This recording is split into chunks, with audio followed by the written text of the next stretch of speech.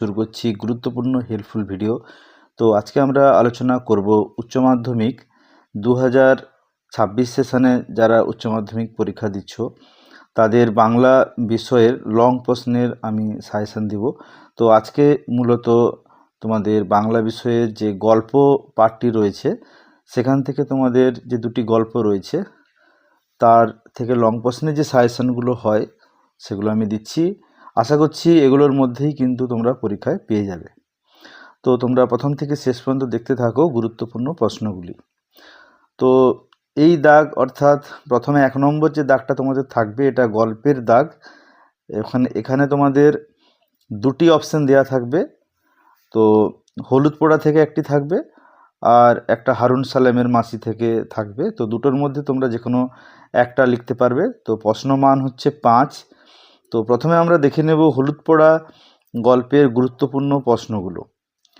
তো দেখো হলুদ পোড়া গল্পের প্রথম যে গুরুত্বপূর্ণ প্রশ্ন সেটি হচ্ছে হলুদ পোড়া গল্পটির নামকরণের সার্থকতা বিচার করো। এটা হচ্ছে প্রথম প্রশ্ন। 2 নম্বর প্রশ্ন হচ্ছে গল্পটিতে বিজ্ঞান, মনস্কতা ও কুসংস্কারের যে দ্বন্দ্ব ফুটে উঠেছে তা নিজের ভাষায় লেখো। 3 নম্বর প্রশ্ন হচ্ছে ছোট গল্প হিসেবে হলুদ পোড়া কতখানি সার্থক তা আলোচনা করো। তো আমাদের 3টা প্রশ্ন হয়ে গেল। 4 নম্বর যে প্রশ্ন সেটা হচ্ছে ধীরেন চরিত্রটি কোন কোন বৈশিষ্ট্য প্রকাশ পেয়েছে তা লেখো। অর্থাৎ ধীরেন চরিত্রের যে বৈশিষ্ট্য তা তোমাদের লিখতে হবে। 5 নম্বর প্রশ্নটি একটি লাইন তোলা প্রশ্ন। বলা হয়েছে দুটো খুনের মধ্যে কি কোনো যোগাযোগ আছে। প্রশ্ন হচ্ছে কোন দুটি খুনের কথা এখানে বলা হয়েছে, সত্যি কি দুটি খুনের মধ্যে কোনো যোগাযোগ ছিল তা বিশ্লেষণ করো। এরপরে 6 নম্বর প্রশ্নে বলা হচ্ছে যে তুমি 1 মাসের ছুটি নাও ধীরেন। এটা লাইন তোলা প্রশ্ন। কেন এই ছুটির কথা ধীরেনকে বক্তা বলেছেন, ধীরেনের মানসিক অবস্থা বর্ণনা দাও। এরপরে 7 নম্বর প্রশ্নে বলা হচ্ছে যে বাঁশ পাততে হবে না। প্রশ্ন হচ্ছে বাঁশ পাতার কথা বলা হয়েছিল কেন, বক্তা শেষ পর্যন্ত কিভাবে নিজেকে মনস্তাত্ত্বিক পিতাশ্রিত করে তুলেছিলেন। 8 নম্বর প্রশ্ন হচ্ছে নামকরা গুণী কুঞ্জ মাঝির পরিচয় যেভাবে গল্পে প্রকাশিত হয়েছে তা লেখো। 9 নম্বর প্রশ্ন হচ্ছে ধীরেনের মনস্তাত্ত্বিক বিপর্যয় কিভাবে ঘটল তা আলোচনা করো।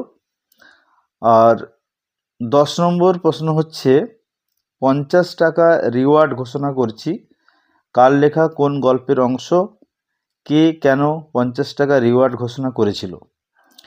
11 নম্বর প্রশ্ন লাইন তোলা চারিদিকে হইচই পড়ে গেল, কোন ঘটনার পরিপ্রেক্ষিতে চারিদিকে হইচই পড়ে গেল বিশ্লেষণ করো। 12 নম্বর প্রশ্ন হচ্ছে গল্পের নবীন চরিত্রটি বিশ্লেষণ করো। 13 নম্বর প্রশ্ন হচ্ছে আমি বলাই চক্রবর্তী শুভ্রাকে আমি খুন করেছি। তো বক্তা এই স্বীকারোক্তির মাধ্যমে তার জীবনের কোন শর্তটিকে লেখক তুলে ধরেছেন। 14 নম্বর প্রশ্ন হচ্ছে লাইন তোলা প্রশ্ন ধীরেন আর্তনাদ করে উঠল, ধীরেনের আর্তনাদের কারণ কি, আর এই আর্তনাদের মাধ্যমে কিরূপ মানসিকতা ফুটে উঠেছে। 15 নম্বর প্রশ্ন হচ্ছে গল্পে গল্পকার যে ভৌতিক পরিবেশের সৃষ্টি করেছেন তা আলোচনা করো। তো এখানে তোমাদের 15টি প্রশ্ন দেওয়া রয়েছে। তো 15টি প্রশ্ন মধ্যেই তোমরা পেয়ে যাবে। তো এখান থেকে যদি তোমরা গুরুত্বপূর্ণ প্রশ্ন যদি চাও যে কোন প্রশ্নগুলো সবথেকে বেশি গুরুত্বপূর্ণ, তাহলে অবশ্যই তোমাদের যে 2 নম্বরের যে প্রশ্নটি রয়েছে বিজ্ঞান মনস্কতা ও কুসংস্কারের দ্বন্দ্ব, এটা খুবই গুরুত্বপূর্ণ। তারপরে রয়েছে ছোট গল্প হিসাবে হলুদ পোড়া কতখানি সার্থক, 3 নম্বর প্রশ্নটি। 4 নম্বর যে ধীরেন চরিত্র বিশ্লেষণ করো এটি।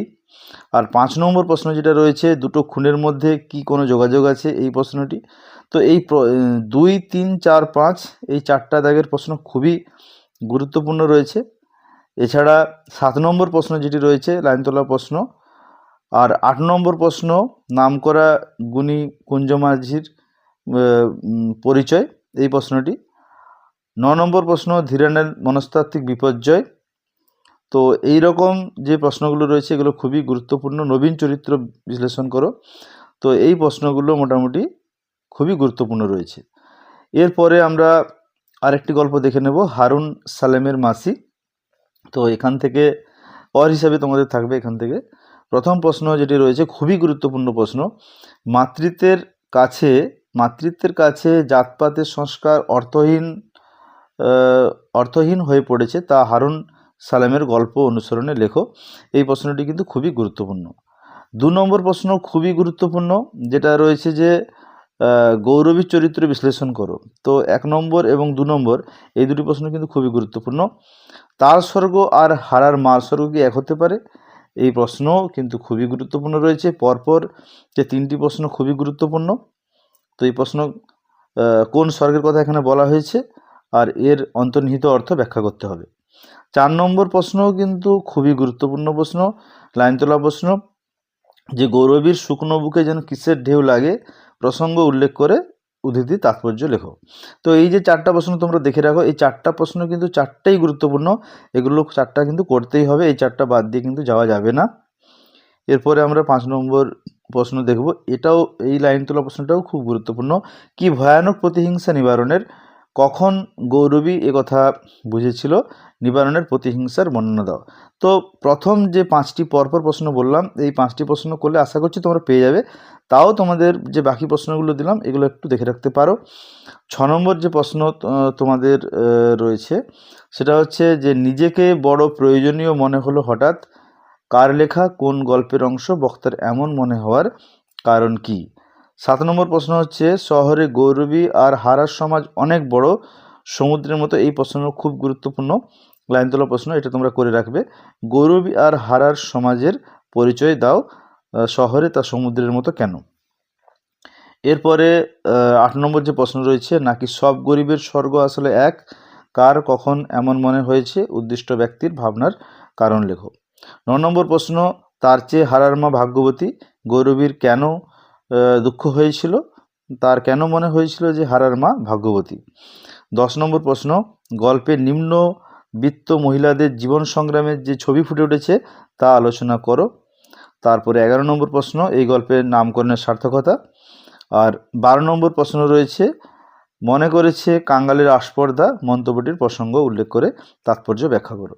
তো এখানে 12টি প্রশ্ন দেওয়া রয়েছে। তো প্রথমটা থেকে 15টি দেওয়া হয়েছে হলুদ পোড়া, আর হারুন সালামের মাসি থেকে 12টি দেওয়া রয়েছে। তো আমি বলে দিয়েছি এগুলোর মধ্যে কোনগুলো বেশি গুরুত্বপূর্ণ। এগুলো তোমরা করলে অবশ্যই আশা করছি পেয়ে যাবে। তো যদি তোমরা সবগুলো করতে পারো সেটাও খুব ভালো হবে, কারণ যেহেতু লাইন অনেক রয়েছে গুরুত্বপূর্ণ, লাইন তোলা প্রশ্ন পড়বে, তাই তোমরা খুব ভালো করে পড়বে, আশা করছি এখান থেকে পেয়ে যাবে। এরপরে আমি অবশ্যই তোমাদের যে কবিতাগুলো রয়েছে সেখান থেকেও সাজেশান বলে দেবো। এক এক করে সমস্ত মানে তোমাদের যে গল্প বা কবিতা, সাহিত্যের ইতিহাস, সমস্ত সাজেশান আমি এখানে দেবো।